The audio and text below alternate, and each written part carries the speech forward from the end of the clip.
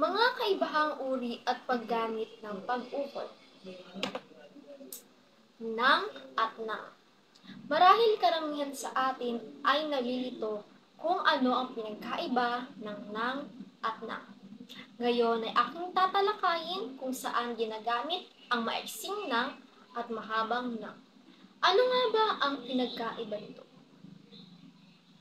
Lingid sa ating kaalaman na may pinagkaiba ang dalawang ito dahil sa paggamit nito, pwedeng magbago ang pangingusap depende sa kung anong na ang ginagamit, kung maiksi na nang o mahaba na nang. Malaki ang epekto nito sa pangungusap. Pwede nitong baguhin ang kahulugan na nais mong sabihin. Ang nang na maiksi o NG ay ginagamit kapag may kasunod na pangalan. Halimbawa, si Trump ang pangulo ng organisasyong FYE. Nang ang ginamit dito dahil may kasunod itong pangalan. Ano nga ba ang pangalan? Ang pangalan ay ngalan ng tao, bagay, hayop, lugar at pangyayari. At ang pangalan dito ang organisasyong FYE. Ginagamit rin ang nang para ikabit ang pandiwa ng ngalan. Pandiwa, nang na maiksi o NG at pangalan. Halimbawa, binaril ng mga Espanyol si Rizal. Pangalawa, pinagpatuloy ng mga Katipunero ang laban ni Rizal. Narito naman tayo sa nang na mahaba o N, A, N at G. Mayroong 5 kahulugan o gamit ang mahabang nang. Nag-iiba ang kahulugan ng pangungusap na ito depende kung nang na maiksi at nang na mahaba ang ginagamit. Nang, katumbas ng salitang para at upang. Kapag pinagsaba ang para at upang, pwede mong gamitin ang salitang nang. Sinulat ni Rizal ang Noli Me Tangere nang mamulat ang isipan ng mga Pilipino. Ang kahulugan nito ay isinulat ni Jose Rizal ang Noli Me Tangere para o upang mamulat ang kaisipan ng mga Pilipino.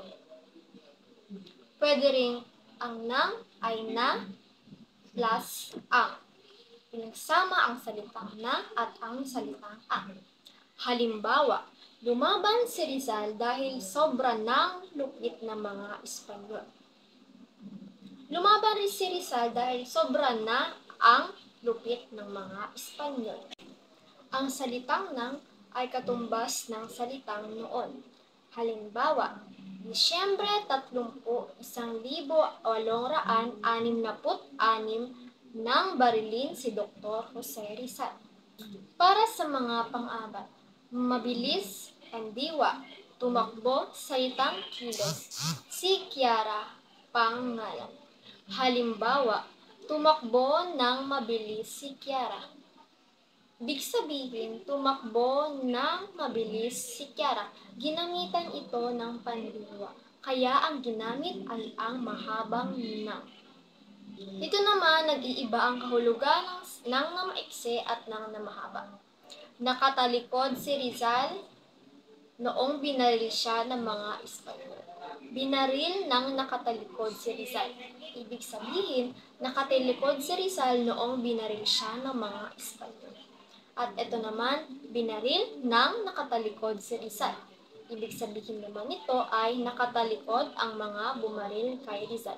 Kung mapapansin ninyo, malaki ang epekto ng paggamit sa pangungusap ng maiksing nang at mahabang nang.